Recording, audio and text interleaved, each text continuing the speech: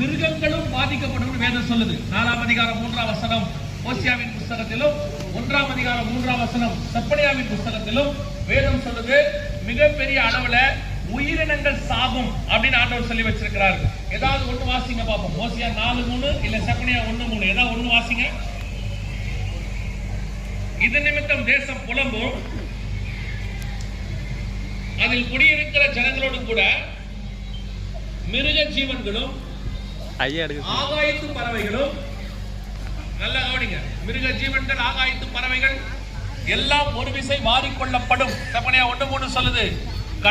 கடல்ல உள்ள உயிரினங்களும் வாரிக்கொள்ளப்படும். இப்போ நம்ம கண்ணுக்கு முன்னாடி அது நடக்குது. கென்யாவில சாப்பாடு இல்லாமல், ஆகாரம் இல்லாமல், ஆப்பிரிக்க நாடான கென்யாவில் கடுமையான வறட்சியால் குடிக்க தண்ணீரின்றி யானைகள் செத்து வரும் பேரழிவு ஏற்பட்டுள்ளது.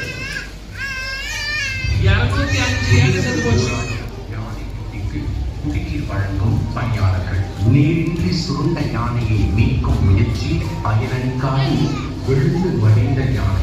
உடலுள்ள யானைகள் உயிரிழப்பை கண்டு வேதனை கண்ணீர் வடிக்கும் யானைகள். இது கென்யாவில் இப்படி எடுத்துக்கிட்டா ஒவ்வொன்றா காட்டிட்டே போனோம். நாபியா அரசாங்கமும் ஜிம்பாப்வேவும் தன் நாட்டு மக்களுக்கு சொல்லிட்டாங்க, உங்களுக்கு உணவு கொடுக்க எங்களுக்கு வழி இல்லை, இருக்கிற விஷயங்களை அடிச்சு சாப்பிடுங்க அப்படின்னு சொல்லிடுறாங்க. இங்க பாருங்க,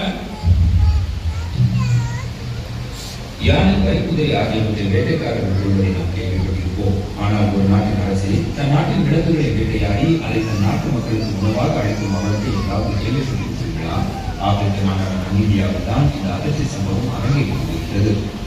செப்பனியா 1:3 ஓசியா 4:3 நம் கண்களுக்கு முன்பாக 100% நடக்குது. இதெல்லாம் வேதத்தில் சொன்ன காரியங்கள்.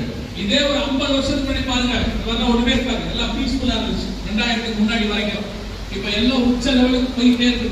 ஒரு பக்கம் இந்த பஞ்சம், இரண்டாவது வெளிப்பட்ட விசேஷம் 16ஆம் அதிகாரம் 12-13 வசனங்களை வாசிக்கும் போது வேதம் சொல்லுது மிகப்பெரிய தண்ணி பஞ்சம். அதனுடைய அடையாளமாக நல்ல கவனிங்க, எவ்வளவு துல்லியமான தீர்க்க தரிசனம் பாருங்க. இந்த வசனம் சொல்லுது, 6ஆம் தூதன் தன் கலசத்தில் உள்ளதை ஐப்ராத் என்னும் பெரிய நதியின் மேல் ஊற்றினான்.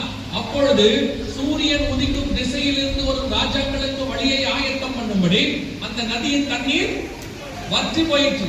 ஐப்ராத்னா யூப்ரட்டிஸ் ரிவர். இது வற்றாத ஜீவ நதியின் பேரு. ஏறக்குறைய 6000 வருஷம்